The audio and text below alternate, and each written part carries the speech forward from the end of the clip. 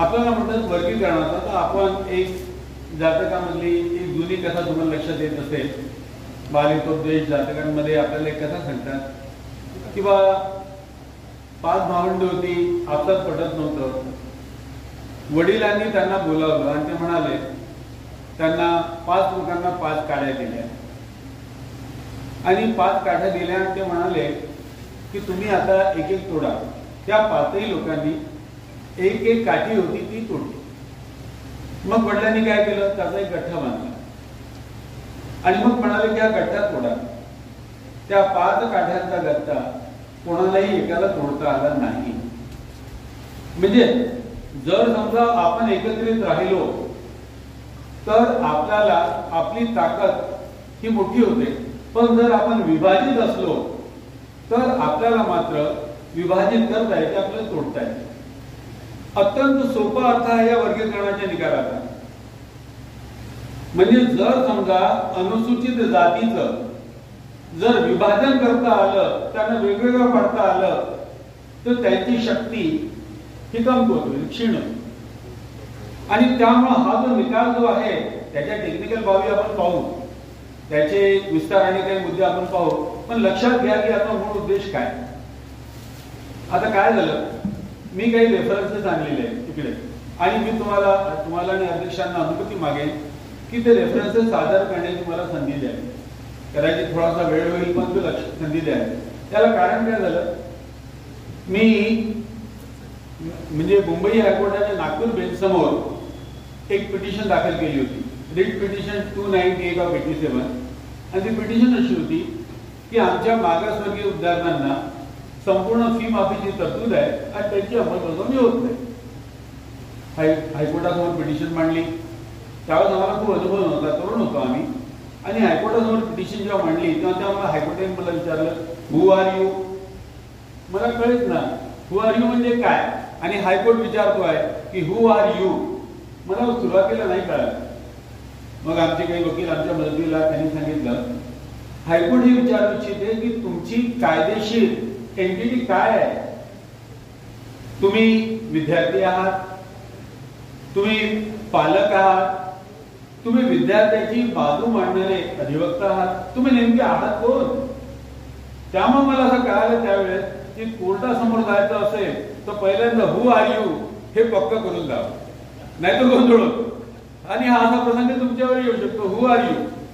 आणि त्यामुळं जेव्हा या मान्यवरांसमोर सुप्रीम कोर्टाच्या एका एवढ्या मोठ्या निर्णयावर जर भाष्य करायचं असेल तर मला असं वाटलं की तो निर्णय घेऊन यावा.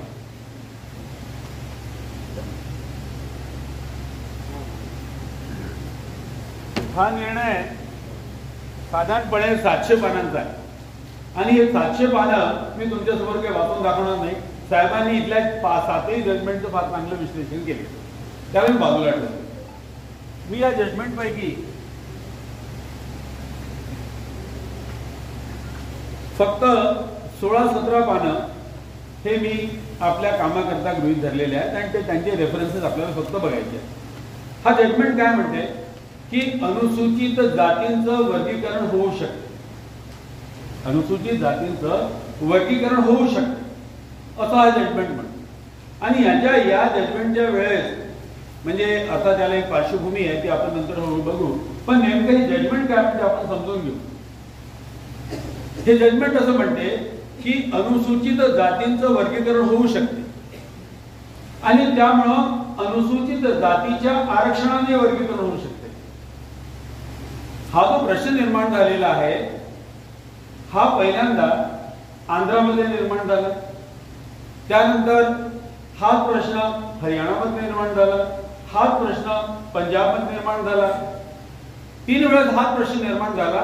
आणि याच्या आधी असं सांगण्यात आलं, म्हणजे अजून जो चेन्नईचा निकाल आहे आंध्र प्रदेशच्या बाबतीमध्ये, आंध्र प्रदेशने जेव्हा वर्गीकरणाचा कायदा केला होता ते प्रकरण सुप्रीम कोर्टात गेलं आणि जस्टिस चेन्नई याच्यामध्ये त्या खंडपीठासमोर जेव्हा निकाल झाला तर ते म्हणाले की बाबा शेड्यूल कास्टचं वर्गीकरण हे होऊ शकत. आणि या जजमेंटमध्ये म्हणते शेड्यूल कास्टचं वर्गीकरण होऊ शकते. आता कोर्टासमोर केस आहे आणि वर्गीकरणाला सिद्ध करायचं आहे. तर याच्यामध्ये दोन महत्वाचे मुद्दे हे सुप्रीम कोर्टाच्या धनंजय चंद्रचूड साहेबांनी व्यक्त केले आहेत. आता धनंजय हे नाव मी आता घेणार नाही, मी चंद्रचूडच म्हणेन, कारण धनंजय हे जे नाव आहे हे सध्या वेगळ्या बाबतीत चर्चेत आहे, त्यामुळे मी ते नाव सोडतो. चंद्रचूड साहेबांनी जे म्हणाले ते महत्वाचे आणि हे आपल्या सगळ्यांना फार लक्ष देऊन हे केलं पाहिजे, कारण की याच्यावर आपलं पुढचं भवितव्य अवलंबून आहे. आता हा मूळ मुद्दा फक्त नोकऱ्यांमधील आरक्षणाच्या वर्गीकरणाचा आहे. शेड्यूल कास्टचं वर्गीकरण करा, त्यांच्या आरक्षणाला अ ब क ड म्हणून विभाजित करा आणि शेड्यूल कास्टच्या वेगवेगळ्या घटकांना त्या प्रकारे आरक्षण द्या, अशा प्रकारे वर्गीकरणाचा अर्थ आहे. पण पहिल्यांदा एक बाजू अशी मांडण्यात आली की शेड्यूल कास्टचं वर्गीकरण होऊ शकत नाही, होऊ नये, चिन्ह याचा निकाल होऊ शकत नाही. हा एकसंघ समाज आहे आणि त्याच्या विरोधात सुप्रीम कोर्ट काय म्हणतंय, हा एकसंघ समाज नाही. त्यांना सुप्रीम कोर्टाने फार चांगला शब्द वापरला आहे, हेट्रोजिनियस और होमोजिनियस. लक्षात घ्या, सुप्रीम कोर्टामध्ये जेव्हा काही हे करतात तेव्हा कोर्टाची जबाबदारी असते, त्याला हे सिद्ध करावं लागते की मी न्याय करतोय आणि त्याच्याकरता त्याला वस्तुनिष्ठ पुरावे द्यावे लागतात. फक्त मनमर्जीवर नाही काम चालत. आम्ही साधारण वक्ते बोलताना काही बोलू शकतो, पण सुप्रीम कोर्टाला न्याय देताना दाखवावं लागते. आणि त्यामुळं whether schedule caste are homogeneous or heterogeneous हा मुद्दा तिथं आला आणि चंद्रचूड साहेबांच्या 124व्या जे निकालपत्र दिलाय त्याच्यामध्ये तेच म्हणतात, having held that article 341 does not create an integrated homogeneous class, we will next decide whether there is an intelligible differentia to group the caste within scheduled caste. For this, it needs to analyze the scheduled caste as heterogeneous class. थोडक्यात तुम्हाला लक्षात आलं असेल की schedule caste हा एकसंघ वर्ग आहे की हा विभाजित झालेला वर्ग आहे. वेदर दे आर हेट्रोजिनियस और होमोजिनियस. होमोजिनियस म्हणजे एकसंघ आहेत ते, हेट्रोजिनियस म्हणजे विभक्त आहेत ते. आणि जेव्हा कोर्ट हे सिद्ध करते you are not a homogeneous group, you are heterogeneous group, म्हणजे तुम्ही विभक्त समाजाच्या, जर तुम्ही विभक्त आहात तर तुमचं विभक्तीकरण होऊ शकते आणि जर तुम्ही हेट्रो म्हणजे होमोजिनियस आहात, एकसंघ आहात, तर तुमचं विभाजन होऊ शकत नाही. आणि या मुद्द्यावर हा एक मुद्दा चंद्रचूड साहेबांनी त्यांच्या पद्धतीने समजून दिला, जो आज आपल्याला समजून घ्यायचा आहे आणि त्यावर आपल्याला निर्णय करायचा आहे की बा चंद्रचूड साहेब जे बोलले ते योग्य आहेत किंवा नाही. Whether schedule caste are homogeneous or whether schedule caste are heterogeneous. आणि त्याकरता त्यांनी काही पुरावे दिलेले आणि तो संदर्भ आपल्या सगळ्यांसाठी यासाठी महत्वाचा आहे की आपल्या समाजाच्या उद्याचं भवितव्य हे अत्यंत वेगळ्या पद्धतीने सुप्रीम कोर्टाने अधोरेखित केले.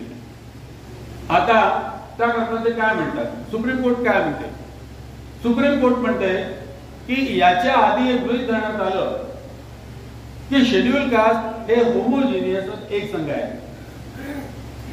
यावर आता कसं बघितलं तर याच्यामध्ये जजेसनी फार ज्याला म्हणतो बुद्धिभेद केलेला आहे. पहिल्यांदा आर्टिकल 341 वर आहे चंद्रचूड साहेब, ते म्हणतात आर्टिकल 341 यामध्ये कुठेही असं नमूद नाही आहे की हा एकसंघ समूह आहे. एवढंच नव्हे तर ते म्हणतात की बा आर्टिकल 300 जे शेड्यूल कास्ट म्हणजे आपल्याकडे जे आहे, ज्याच्या आधारावर आपण शेड्यूल कास्ट ओळखले जातो, त्याच्याविषयी म्हणतात त्यांच्या दुसऱ्या पॅरामध्ये, the constitution of India does not provide a definition of schedule caste. Schedule कास्टची व्याख्या आर्टिकल 341 मध्ये नाही, व्याख्या नाही आहे. पहिल्यांदा नमूद करतात, मग ते पुढे म्हणतात की आहे, जर समजा हे 341 मध्ये शेड्यूल कास्टची व्याख्या नाही आहे आणि शेड्यूल कास्ट हा शब्द संविधानात आहे, मग तो आला कुठून? मग त्यावर ते म्हणतात की हा शब्द 1935 चा जो त्यावेळेचं जे संविधान होतं, तो कायदा होता, त्याच्यामध्ये सगळ्यात पहिल्यांदा शेड्यूल कास्ट हा शब्द घालायचा. व्याख्याचा अजून भाग नाही आला, व्याख्या नाही. त्यांनी सगळं सांगितलं की या आणि ते खरं आहे, तो बहुतेक त्याच्या विस्तारात आपण जाऊन उशीर होईल. पण तुम्ही एवढं लक्षात घ्या की राष्ट्रपती 341 नुसार राष्ट्रपती ज्या जातींना, ज्या समूहांना, ज्या प्रवर्गांना, ज्या रेसला म्हणजे वंशांना शेड्यूल कास्ट म्हणून संबोधतील किंवा त्याच्या भागाला संबोधतील ते म्हणजे शेड्यूल कास्ट. हा 341चा साधारणपणे अर्थ आहे. आता काय झालं, हे म्हणतात या शेड्यूल कास्टची नेमकी व्याख्या, डेफिनेशन हे संविधानात नाहीये, 1935च्या कायद्यात आली. मग 1935च्या कायद्यात कुठून आली, त्याच्यावरही चंद्रचूड साहेब त्याच्यावरही बोलले.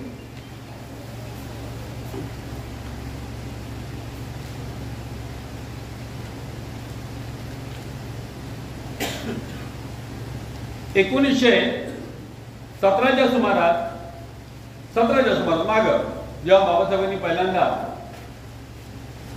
जनगणनेचा जेव्हा जनगणना सुरू झाली आणि शेड्यूल कास्टची वेगळी ओळख करण्यात यावी झालं, तर त्यावेळेस 1917 साली डिप्रेस क्लासेस हा शब्द होता.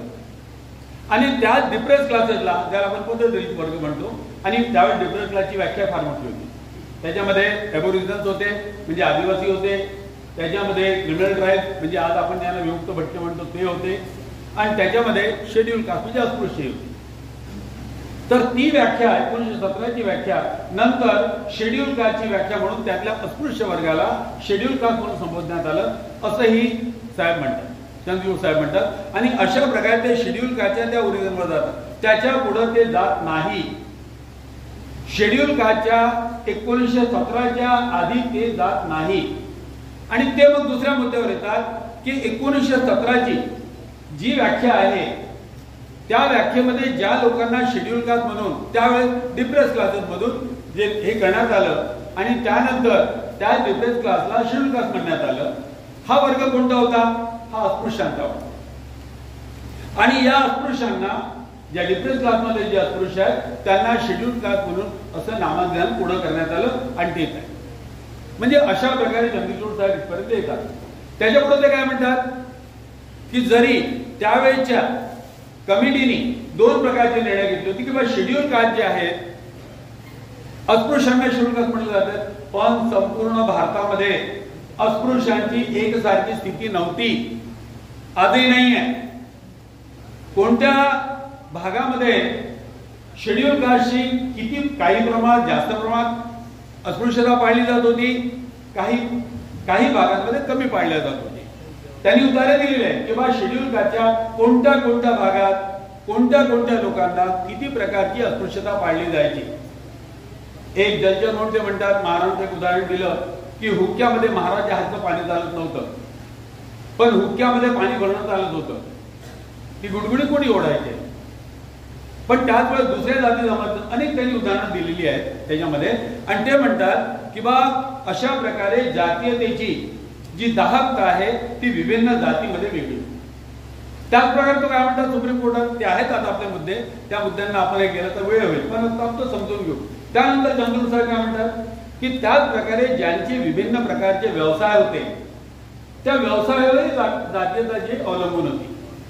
म्हणजे जातीयतेचा जेव्हा जर समजा आपण अस्पृश्यतेचा निकष लावला, शेड्यूल कास्ट करता अस्पृश्यतेचा निकष जर लावला, तर त्या काळातही अस्पृश्यांमध्ये त्यांच्या व्यवसायाच्या आधारावर वेगवेगळ्या प्रकारची त्यांना वागणूक मिळायची आणि त्यांच्या सोशल स्टेटस प्रमाणे त्यांना वेगवेगळी वागणूक मिळायची. आणि त्यामुळं यांना वेगवेगळी वागणूक मिळायची, त्यामुळं हे लोक वेगवेगळे आहेत, त्यामुळे हेट्रोजिनियस आहेत, हे होमोजिनियस नाही, असा या निकालाचा अर्थ आहे.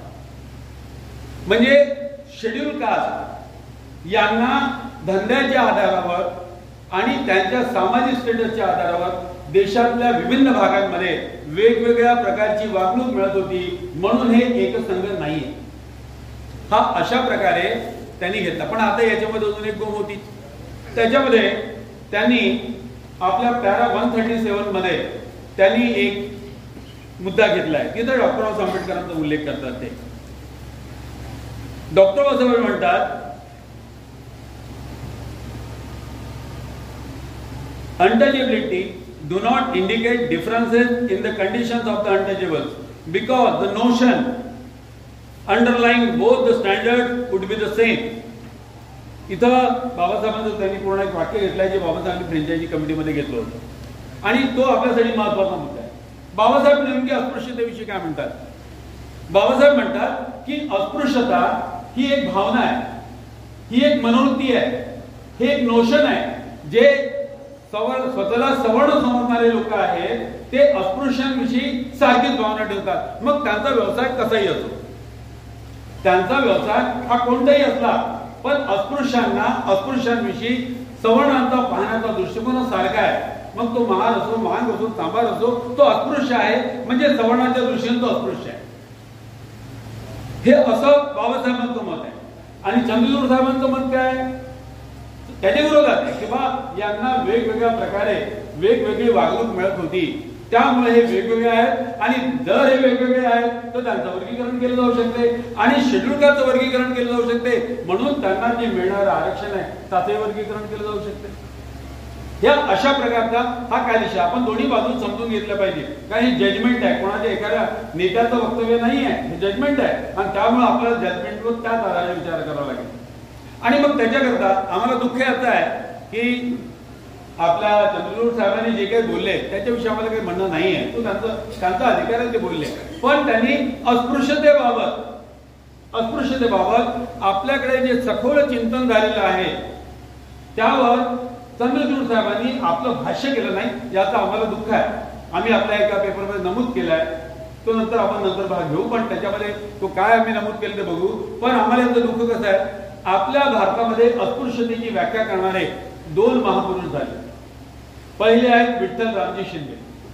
भारतीय अस्पृश्यतेचा प्रश्न हा विठ्ठल रामजी शिंदेने लिहिला आणि सगळ्यात प्रथम त्यांनी सांगितलं की या देशाची साधारणपणे 1.55 ते 1.57 लोकसंख्या ही शेड्यूल कास्ट आहे. ज्यांना तुम्ही अस्पृश्य समजता त्यावेळी शेड्यूल कास्ट शब्द नव्हता, ज्यांना तुम्ही अस्पृश्य समजता ती आहे, त्यामुळे यांना तुम्हाला लक्षात घ्यावं लागेल. आणि त्यावेळेस त्यांनी अस्पृश्यतेची व्याख्या काय आहे हे फार सुंदर पद्धतीने केली, ती चंद्रचूड साहेबांनी लक्षात घेतली नाही. त्यानंतर डॉक्टर बाबासाहेब आंबेडकर यांची दोनच पुस्तकांचा मी रेफरन्स देईन, द अनटचेबल्स आणि दुसरं एनिहिलेशन ऑफ द कास्ट. या दोन्ही ग्रंथांमध्ये बाबासाहेबांनी सुद्धा अस्पृश्यतेची व्याख्या केली आहे. आणि चंद्रचूड साहेबांनी या दोन्ही व्याख्यांना ज्या महाराष्ट्रातली, चंद्रचूड साहेब महाराष्ट्रातले आहेत आणि या महाराष्ट्रात सगळ्यात जास्त अस्पृश्यतेवर अत्यंत संशोधनपूर्व जर लिखाण केलं असेल त्या दोन महापुरुषांनी केलं. आणि ते जे रेफरन्सेस आहेत ते यांनी लक्षात नाही घेतले. हे म्हणाले की बा अशा प्रकारे विभिन्न व्यवसायातल्या लोकांना विभिन्न वागणूक मिळाली, त्यामुळे डिफरन्शिएट. आता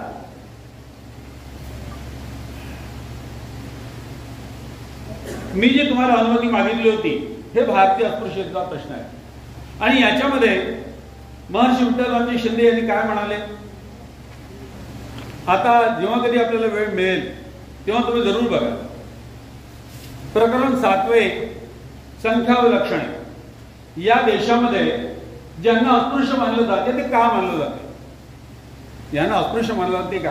त्यांनी तर अनेक कारण सांगितली. पहिल्यांदा कारण सांगितलं धंद्याच्या हीनपणामुळे, प्राचीन काळी स्वतंत्र पण पुढे जिंकले गेल्यामुळं, बौद्ध व इतर धर्मातून हिंदू धर्माच्या अंमलाखाली बिनशर्त न आल्यामुळं, जंगली अवस्थेत राहिल्यामुळं आणि मनुस्मृतीत वर्णलेल्या प्रतिलमामुळं, अशा प्रकारे त्यांनी 5 कारणं सांगितली आहेत. चंद्रचूड साहेबांनी 2च सांगितली, पण विठ्ठल रामजी शिंदेनी 5 कारणं सांगितलेली आहेत. या 5 कारणास्तव यांना अस्पृश्य समजलं जाते. पण शेवटी ते म्हणतात की जर समजा तुम्हाला कार्यकारी व्याख्या करायची असेल तर याच ग्रंथात आहे, तुम्ही बघू शकाल. या ग्रंथामध्ये विठ्ठलरामजी शिंदे म्हणतात की जरी सुद्धा या 5 याच्यामुळे जरी तुम्हाला हे केलं तरी सुद्धा धंदा, दर्जा, सांपत्तिक स्थिती अथवा शैक्षणिक स्थिती काही असो, ज्यांना रूढीमुळे वरिष्ठ मानवणारे हिंदू अस्पृश्य आणि बहिष्कृत मानतात ते अस्पृश्य होत. म्हणजे विठ्ठलरामजी शिंदे यांचा मुद्दा तुमच्या लक्षात आला असेल. चंद्रचूड साहेबांनी 2च मुद्दे सांगितले फक्त. विठ्ठलरामजी शिंदे त्याच्याही पुढे जातात आणि अनेक प्रकारे विश्लेषण करतात. आणि तिथं तो जो नोशनचा मुद्दा आहे, जो मुद्दा बाबासाहेब म्हणतात की अस्पृश्यता ही एक प्रकारची सवर्णांची मानसिकता आहे आणि त्यामुळे अस्पृश्य वर्गाला कोणी असलं तरी म्हणतात. आणि त्याच्याकरता या अस्पृश्यतेवर जर समजा अस्पृश्य सवर्णांकरता सगळे अस्पृश्य सारखे आहेत, मग तुम्ही त्यांना विभाजित कसं करा. त्यामुळे आता याच्याही पुढे जर अस्पृश्यतेची व्याख्या करायला गेलो तर आपण खूप पुढे जाऊ. आणि त्यावेळेस जेव्हा आगाखानी पहिल्यांदा म्हटलं होतं की बा ज्यांना हिंदू म्हटलं जाते ते हिंदू नाही, त्या दोन वर्ग आहेत, ज्यांना हिंदू मानलं जाते आणि ज्यांना हिंदू समजलं जाते, दोन वर्ग आहेत. आणि त्याकरता मग 10 अटी वगैरे वगैरे वगैरे ते बहुतेक अभ्यासकांना माहिती आहे. आपण फक्त मुख्य मूळ मुद्द्यावर येतो की वेदर शेड्यूल कास्ट ही एकसंघ जमात आहे, एकसंघ वर्ग आहे की विभाजित आहे, त्याच्यावर संपूर्ण हा वर्गीकरणाचा जजमेंटच त्याच्यावर. मग दुसरा एक मुद्दा आहे तो आपण बघूया, पण हा मूळ मुद्दा आहे. मग आता याच्यामध्ये तुम्ही बघा बाबासाहेबांनी काय म्हटलं ते बघू. चंद्रचूड साहेबांचं म्हणणं काय आहे, आता मी राजस्थानमध्ये गेलो होतो, तिथं चहाच्या टपऱ्या आपल्या वेगळ्या असतात. तिथं मेघवाल नावाची अस्पृश्य जात आहे राजस्थानमध्ये. त्यांना आपल्या चहाचा कप हा जर तो चहाच्या टपरीवर गेला, आपला कप त्याला घ्यावा लागतो, वरून चहा घ्यावी लागते, चहा प्यायल्यानंतर कप मिसळावा लागतो आणि ठेवा. मेघवालांना आधी व्यवस्था आहे. तुम्ही बिकानेरच्या भागात जाल फरक नाही पडला. चंद्रचूड साहेबांचं म्हणणं काय, एखाद्या सवर्णाच्या घरी एखादा महार गेला आणि त्यांनी म्हटलं आई मला पाणी वाढ, मला पाणी वाढा, तर महाराला 1 फुटावर पाणी दिलं जाईल, कारण तो महार आहे. जर चांभार गेला तर चांभारला जर तो जास्त हिंद समजा तर त्याला 2 फुटावरून पाणी वाढेल. आणि जर समजा एखादा बंदी किंवा सफाई कामगार गेला त्याला 3 फुटावरून वाढेल. म्हणजे चंद्रचूड साहेबांच्या म्हणण्यामध्ये त्यांच्या धंद्यानुसार त्यांना अस्पृश्यतेची वागणूक जी मिळेल ती वेगवेगळी. ते नौशद नाही आहे, त्याच्या धंद्यावर अवलंबून आहे. आणि त्यामुळं याच्यामध्ये किती व्यवहारिक तत्वज्ञान आहे. एका बाजूला महर्षी विठ्ठलरामजी शिंदे आणि बाबासाहेब म्हणतात की अस्पृश्यता पाळणं ही एक मानसिकता आहे सवर्ण यांची, आणि त्यामुळे ते सगळ्या अस्पृश्यांना सारखंच लेखतात, त्याची जात नाही पाहता तो अस्पृश्यता आहे. आणि दुसऱ्या बाजूला चंद्रचूड साहेब म्हणतात की यांना वेगवेगळ्या प्रकारे वागणूक मिळते म्हणजे वेगळ्या. आता याच्यामध्ये खूप चर्चा झाली यावर. चंद्रचूड साहेबांनी ऐतिहासिक गोष्टींकडे लक्ष दिलं नाही. ते म्हणतात यांना वेगळी वागणूक मिळाली, हे एक संघ नाहीये. आणि बाबासाहेबांनी याविषयी जेव्हा अस्पृश्य मूळचे कोण यावर जेव्हा त्यांनी हे केलं, भाष्य केलं, तर त्यावेळेस त्यांनी हे प्रश्न ऑलरेडी यावर डिस्कस केलं होतं की कोणत्या राज्यामध्ये कोणत्या धंद्यामुळे कोणाला अस्पृश्य मानलं जाते, कोणत्या राज्यामध्ये त्यांना अस्पृश्यतेची जे दाहकता आहे त्यामुळे अस्पृश्य मानलं जाते. धंद्याचा सगळा विचार केलेला आहे. आणि त्यावेळेस बाबासाहेबांनी म्हणाले काही धंद्यांमुळे अस्पृश्य आहेत आणि काही त्यांना या सामाजिक रूढीमुळे अस्पृश्य आहेत. त्यामुळे तो मुद्दा नव्हताच. त्याच्या आधी जर चंद्रचूड साहेब म्हणतात की अस्पृश्य हे होमोजिनियस नाही आहे, हेटेरोजिनियस आहे, मग त्यावर मुद्दा असा उपस्थित झाला की सगळ्यात पहिल्यांदा डिफरन्स क्लासेसची व्याख्या कशा कोणत्या आधारावर झाली. 10 मुद्दे बाबासाहेबांनी इथं सांगितलेले आहेत. ज्या 10 मुद्द्यांवर चर्चा झाली ते साधारण मुद्दे आपण सगळे वाचक आपल्याला माहित आहे की बा जो वर्ग ब्राह्मणांना आपला धर्मगुरू मानतो काय किंवा त्याच्यापासून आपले धार्मिक कर्मकांड करतो काय, जर करत नसेल तो ब्राह्मणाला श्रेष्ठ मानत नसेल तर तो अस्पृश्य केला गेला. आणि शेवटची जी अट आहे ती आहे गोमांस भक्षणाची. 6-7 अटी आहेत, त्याच्यामध्ये गोमांस भक्षणाची आहे की अस्पृश्य लोक हे गायीला पवित्र मानत नाहीत. मग सांभार असेल तर तो गायीला सोडून काढतो आणि महार असेल तर तो गाय नेऊन टाकतो आणि त्याचे काय काय कांडके वेगळं तो हे करतो, म्हणजे तो गायीला पवित्र मानत नाही. चंद्रचूड साहेबांनी ही जी व्याख्या आहे शुल्काची त्याला संपूर्णपणे दुर्लक्षित केलं. अरे जर ते 10 आधारावर जर त्यांचा एक समूह तयार करण्यात आला तर मग ते होमोजिनियस कसे नाही आहेत, ते एकसंघ कसे नाही आहेत. तुम्ही जेव्हा अस्पृश्यांचा वर्ग तयार केला त्याला 10 क्रायटेरिया लावले आणि त्याच्या आधारावर अस्पृश्यांनी बाकीच्या ज्या जमाती आहेत त्यांना तुम्ही डिफरन्स क्लासेस केलं. मग तुम्ही कसं म्हणता, कोणत्या आधारावर म्हणता की ते एकसंघ नाही आहेत? ते एकसंघ आहेत. त्यामुळं आंबेडकरी विचारधारा विरुद्ध ह्या कायदेशीर तरतुदींची व्याख्या अशा 2 प्रकारावर घेणं आहे. आणि मग पुढचा जो या जर पुढे ते घेऊन गेले ते कोणत्या प्रकारे घेऊन गेले की चला मान्य केलं आता. मग ते म्हणतात आता चंद्रचूड साहेबांचं असं म्हणणं आहे की मी हे सिद्ध केलं की schedule caste are heterogeneous, they are not homogeneous. मी सिद्ध केलं. मग ते दुसऱ्या गोष्टीवर येतात की काय संविधानानुसार राज्याला म्हणजे केंद्र सरकार किंवा राज्य सरकारला हा अधिकार आहे काय की ते या शेड्यूल कास्टची वर्गवारी करून त्यांना वेगवेगळ्या प्रकारचं आरक्षण लावू शकतील. ही शक्ती या संविधानाने राज्यांना दिली आहे. म्हणजे दुसरा मुद्दा एक मुद्दा झाला schedule caste are not homogeneous, those are heterogeneous. आणि त्यानंतर मग संविधानाच्या कलमावर येतात, ते 16 येतात, 16(4) येतात. आणि 16(4) ते व्याख्या करतात की 16(4) पहिली व्याख्या आहे की राज्याच्या मान्यतेनुसार जो एखादा प्रवर्ग मागासलेला असेल तर त्याला राज्याच्या दृष्टीनं त्याच्या विकासाकरता त्याला वेगळं प्रतिनिधित्व दिलं जाऊ शकते. आणि ते म्हणतात की 15(4) मध्ये जसा शेड्यूल कास्टचा उल्लेख आहे तसा 16 मध्ये नाही आहे. मी हे संविधानाचं पुस्तकच घेऊन आलो याच्याकरता की जर उद्या कोणी विचारलं तर 16(4) मध्ये पहिल्यांदा शेड्यूल कास्ट नाही, हा नंतर 16(4)च्या जे 4 मध्ये अबकट झाले त्याच्यात आहे, त्याच्यामध्ये तो उल्लेख आहे. पण या याच्यात उल्लेख नाहीये, त्याचा फायदा घेतात चंद्रचूड साहेब. ते एका टेक्निकल गोष्टीचा फायदा घेतात आणि ते म्हणतात की आम्ही इकडे सिद्ध केलं की शेड्यूल कास्ट आर हेट्रोजिनियस आणि तिकडे संविधान म्हणते किंवा 16(4) अनुसार एखादा वर्ग जर हा मागास असेल तर त्याला वेगळी वागणूक दिली जाऊ शकते. आणि म्हणून आम्ही पहिल्यांदा विभक्तीकरण केलं, हे सिद्ध केलं. आता आम्ही हे सिद्ध करतो की राज्याला हा अधिकार आहे की ते प्रत्येक मागास वर्गाला वेगवेगळं आरक्षण देऊ शकतात. आणि त्यामुळे नोकऱ्यातलं हे जे आरक्षण आहे त्याचं वर्गीकरण ते तिथं होतं.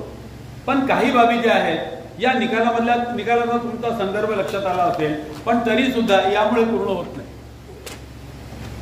आता याच्यामध्ये काही मूलभूत स्वरूपाचे प्रश्न हे उपस्थित झाले आहेत. आता पहिल्यांदा आपण बघूया थोडंसं, म्हणजे आपण वर्गीकरणाचा विचार करत होतो हे याच्यावर करूया की सगळ्यात पहिल्यांदा आंध्र प्रदेशचा कायदा आला, rationalisation of schedule caste reservation act 2000चा 20वा, हा आंध्राचा कायदा होता. त्यानंतर पंजाब सरकारचा कायदा आला, Punjab schedule caste and backward classes reservation in services act 2006. आणि नंतर हरियाणाचा आला, reservation in admission in government educational institution act 2020. आणि त्यानंतर आपण पाहिलं की चेन्नईचा आला एक निकाल आला आणि त्यानंतर आता आला दविंदर सिंगचा. हा असा मुद्दा आहे. आता आपण असं म्हणू की बा तुम्ही यांचं वर्गीकरण करून यांना न्याय देऊ इच्छिता, यांचं वर्गीकरण करून यांना न्याय देऊ इच्छिता. शेड्यूल कास्टच्या एकूण जाती किती आहेत? शेड्यूल कास्टचं वर्गीकरण तुम्ही एबीसीडी मध्ये करा. केंद्रामध्ये किती जाती आपण गृहीत धरलेल्या आहेत? साधारणपणे 1200 जाती. 1200 जाती शेड्यूल कास्टच्या आहेत. आता या 1200 जातींमध्ये आणि केंद्रामध्ये रिझर्वेशन धरलं तर 15% आहे.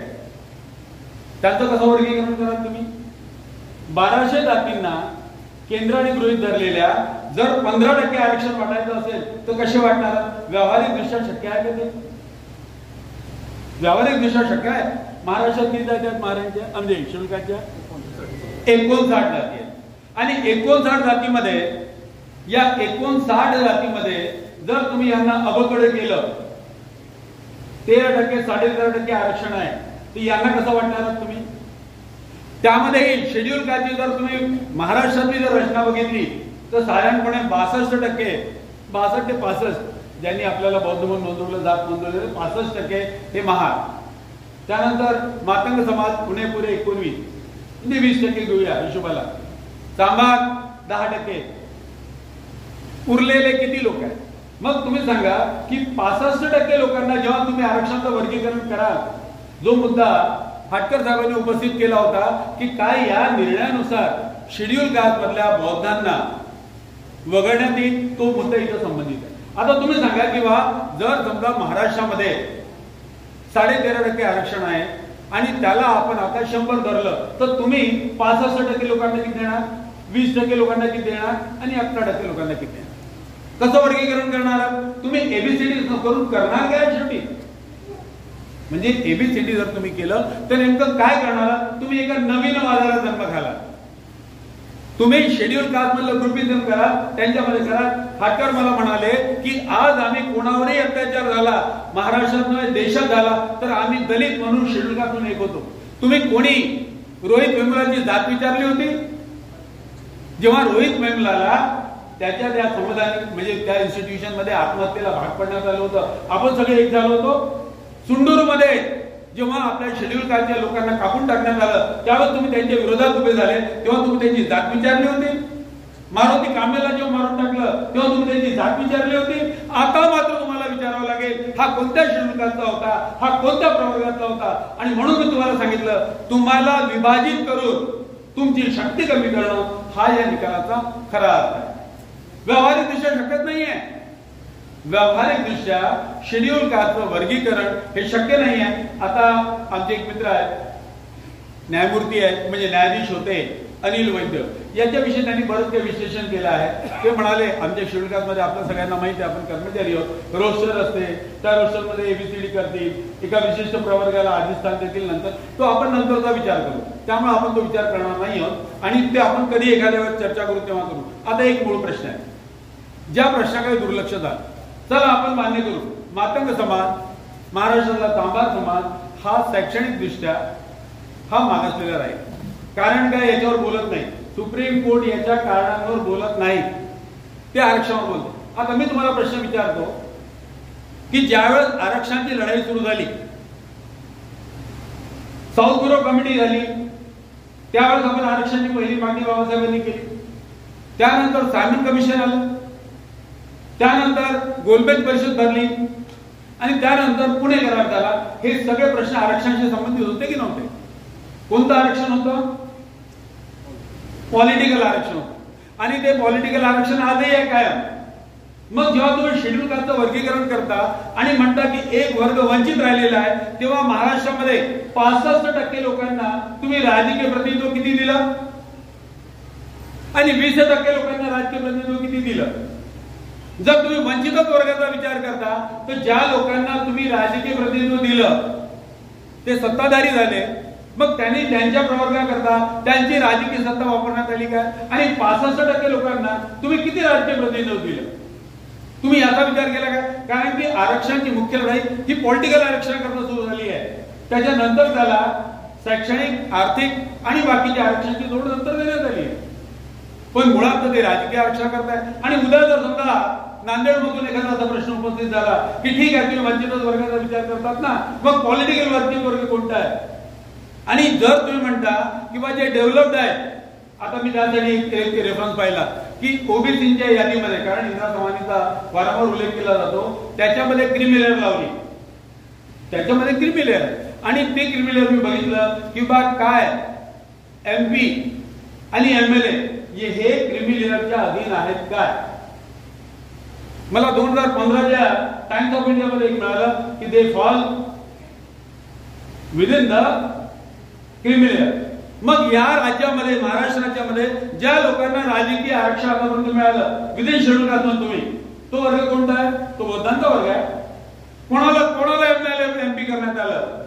आणि जर समजा उद्या आम्ही असा प्रश्न विचारला, जेव्हा तुम्ही वंचित वर्गाची व्याख्या करता तेव्हा या वर्गाला तुम्ही किती राजकीय प्रतिनिधित्व दिलं? आणि उद्या एखादं असं आंदोलन सुरू झालं, चला वंचितांची व्याख्या करताना तर राजकीय वंचितांची व्याख्या करा, आणि त्यांना किती प्रकारे तुम्ही किती प्रमाणात सत्ता दिली, आणि ज्या वर्गांना तुम्ही MLA MP बनवलाय त्यांना वंचित करणार काय? प्रश्न विचारू आम्ही उद्या. ते संपूर्ण जो वर्ग आहे जो आज मागणी करतोय, बदल कमिटी झाली, तुम्हाला कल्पना आहे, वर्गीकरणाबद्दल राज्य शासनाने बदल समिती नेमली आणि आता परवा त्याला 6 महिन्याची मुदतवाढ दिली. म्हणजे 6 महिने वर्गीकरण होणार नाही महाराष्ट्रात. पण जर उद्या झालं आणि आम्ही उद्या सगळ्यांनी निवेदन दिले बदल कमिटीला की साहेब तुम्ही वर्गीकरण करताना वंचितांची ओळख करताना मग कुणाची ओळख करता, कारण की सत्तेमध्ये जे लोक सहभागी झाले त्यांना तुम्ही काय मिळणार, आणि त्यांनी सत्तेचा वापर आपल्या ज्या समुदायातून ते आले तो वंचित वर्ग हा पुढे नेण्याकरता गेला का, असा प्रश्न आम्ही विचारला तर काय तो चुकीचा होईल? आम्ही हे म्हणू संविधान 1950 मध्ये लागू झालं आणि त्यावेळेपासून आरक्षणाचे सगळे लाभ सगळ्या वर्गाला मिळाले. एका वर्गाने लाभ घेतला, दुसऱ्या वर्गाने लाभ घेतला नाही. कारण काय? त्या कारणांचा विचार नाही करणार आम्ही बदल साहेबांना. तुम्ही म्हणता की आम्ही वंचितांना न्याय देऊ इच्छितो, जरूर द्या, पण त्यावेळेस तुम्ही हा विचार करा की संविधानाने सगळ्यांना तरतुदी लागू केल्या होत्या शैक्षणिक नोकरी विषयक, मग त्यांनी ते जर वंचित राहिले तर याचा तो विचार नाही करणार. त्यांच्या त्या विशिष्ट वर्गांना सगळी राजकीय सत्ता मिळाली, MLA MP मिळाले, तरी सुद्धा त्यांनी त्याचा लाभ घेतला नाही आणि एका विशिष्ट वर्गाने अत्यंत हळाची काळ करून शिक्षण घेतलं आणि ते नोकऱ्यांमध्ये गेले, त्यांना तुम्ही वंचित करू इच्छिता? हा न्याय आहे? आणि त्यामुळे जेव्हा भारत बंद झाला, वर्गीकरणाच्या विरोधात जेव्हा भारत बंद झाला, त्याच्या मागे हे कारण की तुम्ही फक्त आम्हाला विभाजित करून विशिष्ट वर्ग जो राज्यकर्त्यांच्या सोबत राहू इच्छितो त्यांना लाभान्वित करण्याकरता करतात. पण त्यावेळेस तुम्ही वस्तुनिष्ठ जी माहिती आहे बाबासाहेबांना नाकारता, विठ्ठलरामजी शिंदेना नाकारता, आमचं ऐतिहासिक जे अस्पृश्यतेचं मूळ आहे ते नाकारता आणि तो फक्त तकलादू संविधानातल्या काही तरतुदीचा मनमाने अर्थ लावून आम्हाला असे नेहमी करता. हरकत म्हणाले आम्ही झालो होतो तयार सुप्रीम कोर्टाशी दोन हात करायला सुप्रीम कोर्टात जाऊन भांडण नाही करायचे. त्याच्याकरता आपल्याला तो अनुभव आहे की सुप्रीम कोर्टाशी कसं भांडावं हे तर आम्ही पहिल्या दिवसापासून सुंदरम दोराई राजांच्या निकालापासून ते या कालपर्वाच्या निकालापर्यंत आम्ही त्याच्याविषयी संपूर्ण विश्लेषण छापलेलं आहे. पण त्या भानगडीत आपण पडणार नाही. मला माहित आहे की माझं वेळेचं बंधन आहे. आता मी फक्त गवई साहेबांच्या विषयी 1-2 शब्द बोलेन आणि माझ्या बजेटच्या हिशोबाने. गवई साहेब काय म्हणाले? गवई साहेब म्हणाले की बा शेड्यूल कास्ट यांच्यामधला जो प्रगत झालेला वर्ग आहे तो शोधून काढा आणि त्याला आरक्षणापासून वंचित करा. काही जजेसनी करायच्यापेक्षा भयंकर आहे.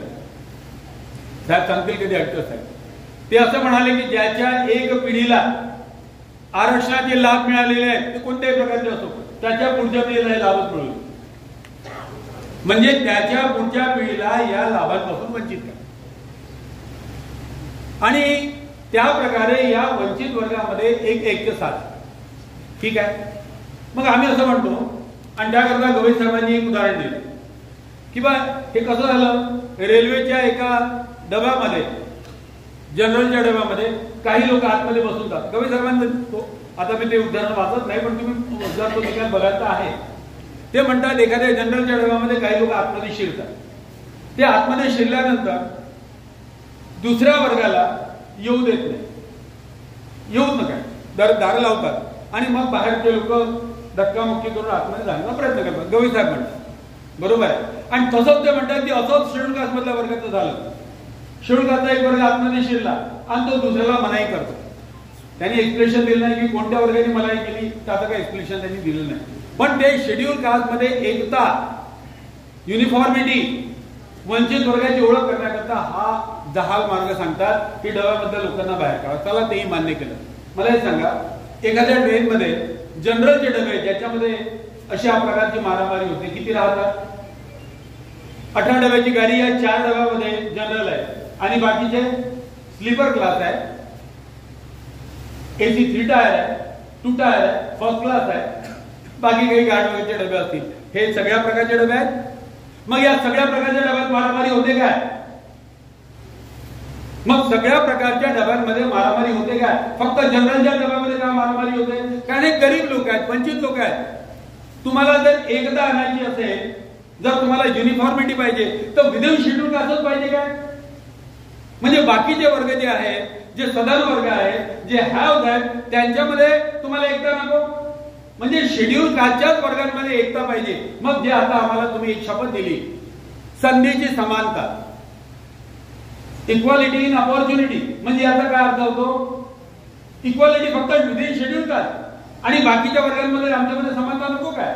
मग गवई साहेबांनी याचा उल्लेख केला काय की समानता, संविधानामध्ये समानता हा जो शब्द आहे त्याचा अर्थ होतो संधीची समानता, आणि ती संधीची समानता फक्त तो विदिन शेड्यूल कास्ट देऊ इच्छिता, बाकीच्या लोकांमध्ये आमच्यामध्ये संधी समानता का देत नाही? म्हणजे हा हायकोर्टाचा जो निकाल आहे तो अत्यंत बाष्कळपणाचा आहे असं माझं मत. हा सुप्रीम कोर्टाचा जो निकाल आहे हा मला काही मान्य नाहीये. त्याच्या विषयावर नंतर बोलू की बाबासाहेब अशा निकालांविषयी काय बोलतोय. पण तुमच्या लक्षात आलं असेल की जेव्हा तुम्ही रेल्वेच्या डलाचं उदाहरण देता त्यावेळी जे तुम्ही हॅव दॅट त्यांच्याशी आमची तुलना नाही करत. तुम्ही विदिन शेड्यूल कास्ट इक्वालिटी आणू इच्छिता. इक्वालिटीचा हा अर्थ होतो की शेड्यूल कास्ट मध्ये इक्वालिटी आणायची, पण शेड्यूल कास्ट आणि अदर्स यांच्यामध्ये आम्हाला इक्वालिटी आणण्याची गरज नाही असा हा निकाल म्हणते. दुसऱ्या अर्थाने असा हा म्हणतो. आणि आता मग जर आपण विचार करू, आता बाबासाहेबांनी काय केलं ते सगळे मी रेफरन्सेस आणले आहेत. एक रेफरन्स आहे आपला, एक फार महत्वाचा रेफरन्स आहे, तो म्हणजे शेड्यूल कास्ट फेडरेशन. हे शेड्यूल कास्ट फेडरेशनची स्थापना जी झाली, जी बाबासाहेबांनी केली, त्यावर बाबासाहेबांना कल्पना होती. त्या शेड्यूल कास्ट फेडरेशन मध्ये त्यांनी शेड्यूल कास्ट जेवढे काय कास्ट आहेत त्यांचं फेडरेशन केलं होतं. त्यांना कल्पना होती की आमच्यातलं विभाजित आहे, पण त्यांना एक केलं. कारण त्यांचं असं म्हणणं होतं किंवा जर समजा या पूर्ण प्रवर्गाला एक करून याला विभिन्न प्रकारच्या तरतुदी लागू केल्या, शैक्षणिक तरतुदी लागू केल्या, राजकीय हक्क लागू केले तर हा संपूर्ण वर्ग उन्नत होईल. म्हणून त्यांनी यांना एकत्र करण्याचा प्रयत्न केला. तुम्ही बघा पूर्ण शेड्यूल कास्टचा इतिहास बघा तर तुम्हाला असं आढळेल की बाबासाहेबांनी आयुष्यभर, आता 1942चा जो अहवाल आहे तो जर तुम्ही लक्षपूर्वक बघा तर ज्यावेळेस बाबासाहेबांना कळालं की इंग्रजांनी आमच्याशी धोकेबाजी केलेली आहे आणि जे आम्हाला आधीपासून जे राजकीय हक्क मिळाले त्या हक्कापासून वंचित करून आम्हाला काँग्रेसच्या स्वाधीन केलेला आहे, त्यावेळेस बाबासाहेबांनी 1942ची परिषद घेतली आणि पहिला ठराव पास केला की या इंग्रजांनी आमच्याशी धोकेबाजी केली आहे, आम्ही संपूर्ण शेड्यूल कास्ट एक आहोत आणि यांना यांचे मानवी हक्क, यांचे राजकीय हक्क हे जोपर्यंत मिळणार नाही ते आम्ही स्वीकारत करणार नाही संविधान. अशा प्रकारे बाबासाहेबांची भूमिका होती. त्यावेळेस तुम्ही लक्षात घ्या बाबासाहेबांनी त्यावेळेस सुद्धा शेड्यूल कास्टचं ऐक्य सांभाळण्यासाठी काय काय नाही केलं. आणि त्यामुळे आम्ही यांना हा जो न्याय जो आहे याला आम्ही काय म्हणतो, तुम्ही सगळ्या जातींना वेगवेगळे करा आणि यांना मग तुम्ही वेगवेगळ्या तरतुदी लागू करा. हे याला आम्ही उच्छेदाचा न्याय म्हणतो. आपल्याला माहित आहे बालीन देशामध्ये आपल्याला सांगितलं एक बागवान होता, माळी होता, त्याची तो बागेत आपलं रक्षण करायचं काही वानर होते बाजूला राहायचे. माळ्याची दोस्ती झाली म्हणून ते बागेला हानी पोहोचत नव्हते आणि मग माळ्याला जरुरी काम आलं, तो चिंतेत पडला माझ्यानंतर पाणी कोण दे. वानर आले ते म्हणाले माळीला कशात चिंता करता, आम्ही आहोत ना, तुमचे मित्र आहोत, आम्ही पाणी देऊ. माळ्याने त्याच्यावर सोपवून घेतलं. मग माळ्याने काय केलं, सोपवलं, वानरांना नाही गेलं. वानर काय म्हणाले, प्रत्येक झाडाला पाणी दिलं पाहिजे तेव्हा याची वाढ योग्य होईल, प्रत्येक वंचिताला न्याय दिला पाहिजे. मग न्याय कसा द्यायचा, तर त्या वानराने एक एक झाड उपटलं, त्याची मुळं किती खोल गेली आहेत ते पाहायचं आणि ज्याची मुळं जास्त खोल आहेत त्याला जास्त पाणी द्यायचं आणि ज्याची मुळं कमी आहेत त्याला कमी पाणी द्यायचं. पूर्ण झाडं उपटली बागेतली, हा तसाच प्रकार. आम्ही याला उच्छेदाचा न्याय म्हणतो. कदाचित सुप्रीम कोर्टाने तुझ्या म्हणजे डिफेमेशन सूट माझ्यावर फाईल केलं तसे आहेत माने साहेब, पण जर समजा डिफेमेशन फाईल केलं तर मी म्हणून याला म्हणतो उच्छेदाचा न्याय. या उच्छेदाच्या न्यायाने जो शेड्यूल कास्टचा पूर्ण भारतातला वर्ग एकत्रित झाला होता त्याला तुम्ही असं विभाजित करणार, त्याला काय तुम्ही वानराचा न्याय लावणार. त्यामुळं मला असं वाटतं की आपल्याला आम्ही या आयोजनाच्या आधी बोललो कोणत्या प्रकारचे रिझोल्युशन व्हायला पाहिजेत आणि आपल्या या परिषदेमध्ये आपण कोणत्या प्रकारचे ठराव पारित केले पाहिजे, तो मी थोडासा मोठा भाग होईल, त्यामुळे मी त्याच्याविषयी अधिक बोलत नाही. पण मला असं वाटतं की हा जो वर्गीकरणाचा हा जो प्रकार आहे तुमच्या लक्षात आला. ठीक आहे, आता मी थोडंसं बजेटवर येतो आणि संपतो.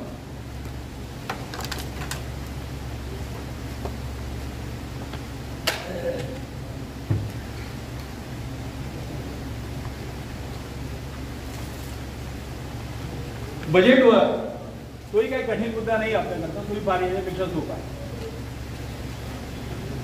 मी फक्त बजेट समजावून देण्याकरता पहिले तुम्हाला 3 गोष्टींची आठवण करून देईन.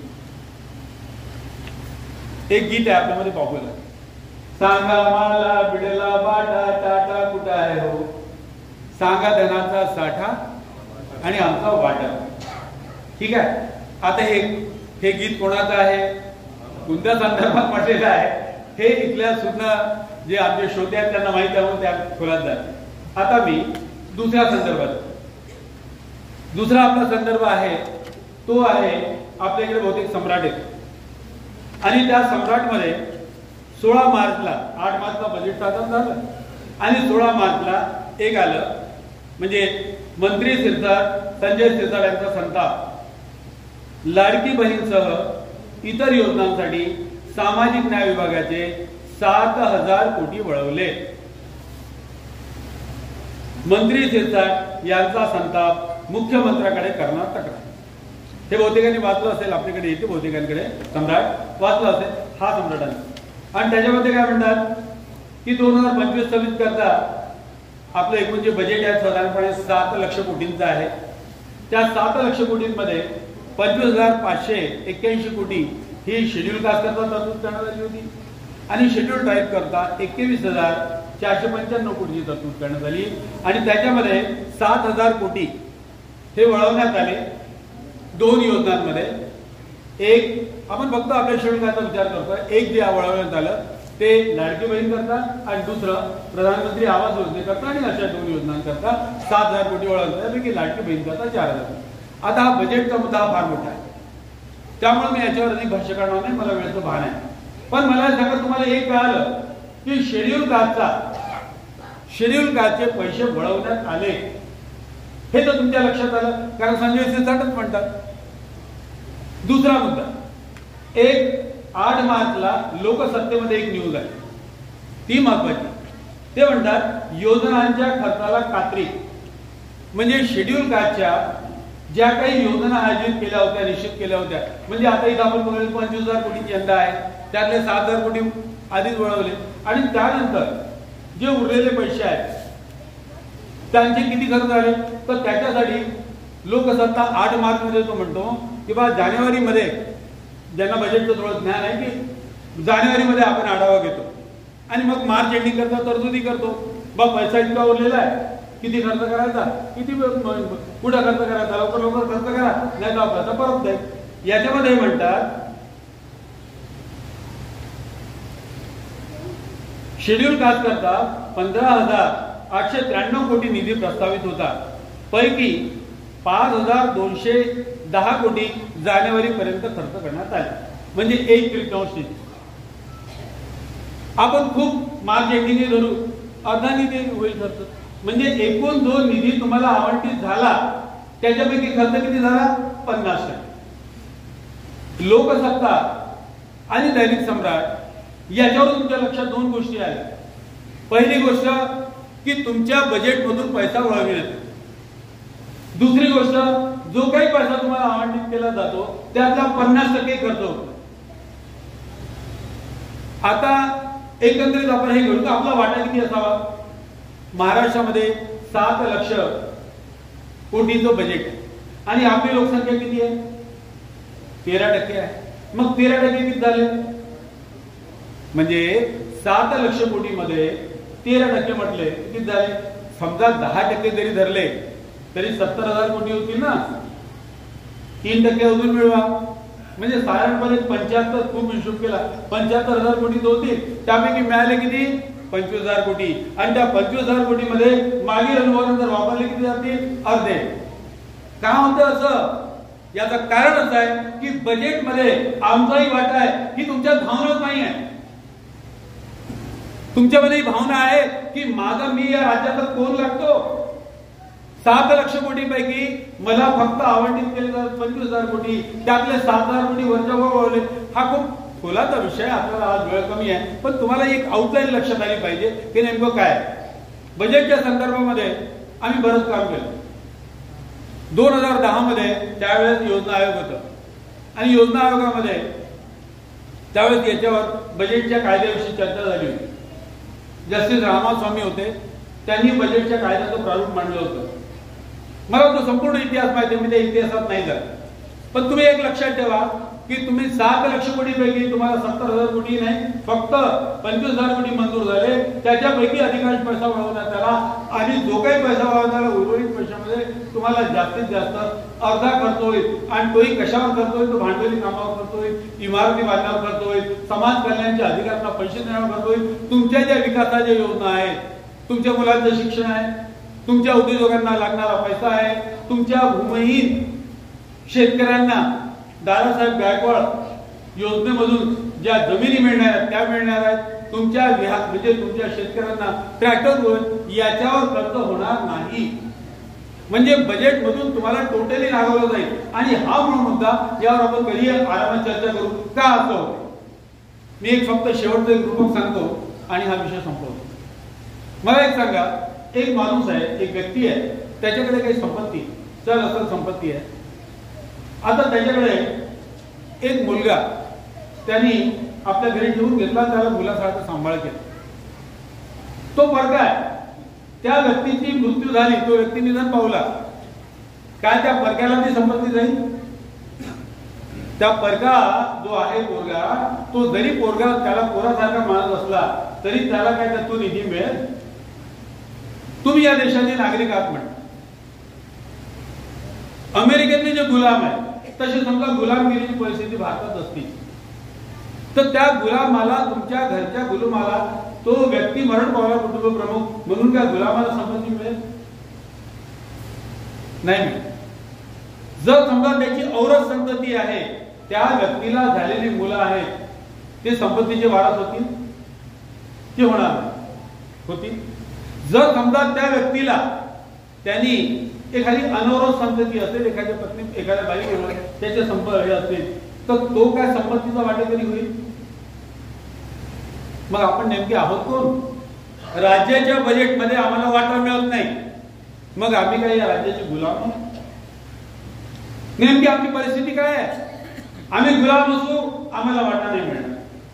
आम्ही परके असू, बाहेरून आलेलो असू, आम्ही या देशाच्या मूळ भूमीतले नसू, तरी आपल्याला संपत्ती मिळणार नाही. जर आम्ही अनौरस असू, शब्द वाईट वाटतो, पण अनौरस असू तरी आम्हाला संपत्ती मिळणार नाही. आणि जर आम्ही वारस असू तर आम्हाला संपत्तीचा वाटा मिळेल. मग नेमके आम्ही आहोत कोण? बजेटचा मुद्दा इतका सोपा वाटला तुम्हाला? बजेटचा मुद्दा तुम्हाला इतका सोपा वाटला?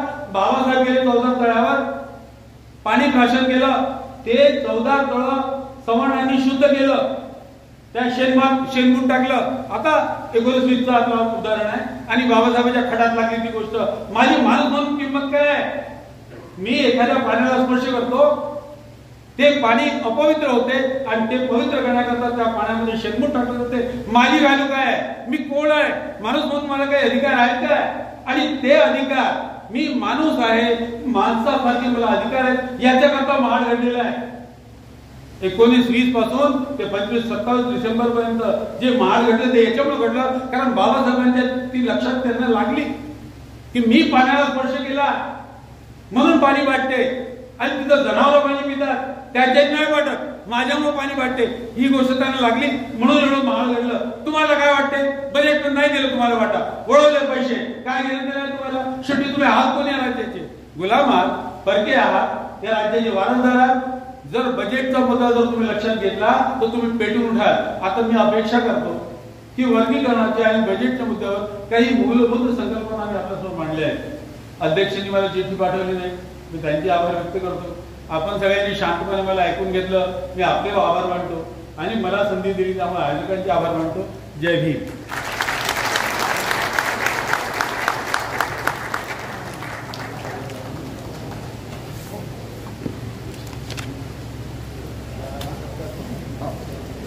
करायचं झालं की